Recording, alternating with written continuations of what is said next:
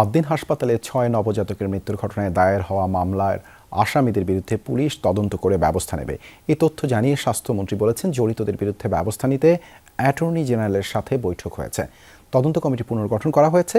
Committee ৩ June প্রতিবেদন দেবে। Attorney general বলেছেন, ৬ নবজাতকের মৃত্যুর ঘটনা ফৌজদারি অপরাধ। প্রকৃত অপরাধীদের বিচারের মুখোমুখি করা হবে। সিলন টি রপ্তানিতে শীর্ষে। রাজধানীর আদ্দিন হাসপাতালে ৬ নবজাতকের মৃত্যুর ঘটনায় সরকারের পক্ষ থেকে কোনো মামলা হয়নি। এক নবজাতকের মায়ের করা মামলা তদন্ত করছে পুলিশ। স্বাস্থ্যমন্ত্রী জানিয়েছেন, আসামিরা যেন ছাড় না পায় এজন্য তদন্ত করে আইনি ব্যবস্থা নেবে সিআইডি। বিষয়টি পর্যবেক্ষণ করছে মন্ত্রণালয়। একটা মামলা মাত্র হয়েছে, সিআইডি টেক আপ করেছে, এটা তদন্তের ব্যাপার আছে।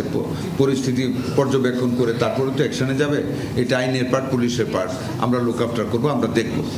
এর আগে আদ্দিনে নবজাতক মৃত্যুর ঘটনায় ব্যবস্থা নিতে attorney general barrister Ruhul Kuddus কাজলের সাথে দীর্ঘ বৈঠক করেছেন স্বাস্থ্যমন্ত্রী।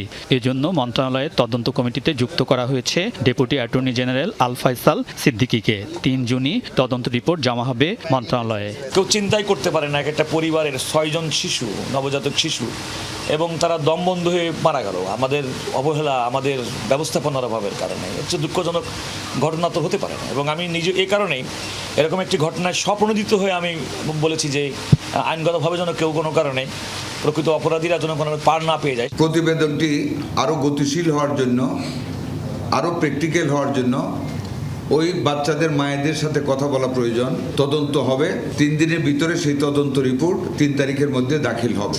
ঘটনার প্রকৃত কারণ খতিয়ে দেখতে স্বাস্থ্য মন্ত্রণালয়ের পর তদন্ত কমিটি করেছে স্বাস্থ্য অধিদপ্তরও। কমিটির রিপোর্টগুলোর মধ্যে যদি কোনো অসামঞ্জস্য থাকে, সেগুলো তখন আমরা কারেকশন করার সুযোগ পাব। এবং এর অর্থ হলো যে একদম 100% ইম্পার্শিয়ালিটি। একটা কমিটি করে দিলাম, সেই কমিটির তো কিছু জিনিস নজর এড়াও যেতে পারে। আরেকটা কমিটির বোর্ড, মেডিকেল বোর্ড করার মতো আরেকটা কমিটির হয়তো সেটা খুব স্ট্রংলি নজরে আসলো। স্বাস্থ্যমন্ত্রী বলেন, আদ্দিন হাসপাতালে বেকারির অনুমোদন দিয়েছিল পরিবেশ অধিদপ্তর। বিষয়টি খতিয়ে দেখা হচ্ছে। পরে মন্ত্রী ডেঙ্গু প্রতিরোধের প্রস্তুতি সভায় যোগ দেন। বলেন, 1 সপ্তাহের মধ্যে প্রতিরোধমূলক ব্যবস্থা সম্পন্ন করার সিদ্ধান্ত হয়েছে। আমাদের হাতে 1 লক্ষ স্যালাইন আছে, মাঠ লেভেলে আছে, রিএজেন্ট আছে, আরো প্রয়োজন হবে। এগুলো আগামী সপ্তাহের ভিতরে আমরা কালেক্ট করব। উল্টা কথা হলো, we are ready to fight against the dengue. স্বাস্থ্যমন্ত্রী জানান, ডেঙ্গুতে আক্রান্ত রোগীদের চিকিৎসায় প্রতিটি সরকারি হাসপাতালে আলাদা কর্নার করা হবে। আলমগীর স্বপন, যমুনা নিউজ, ঢাকা।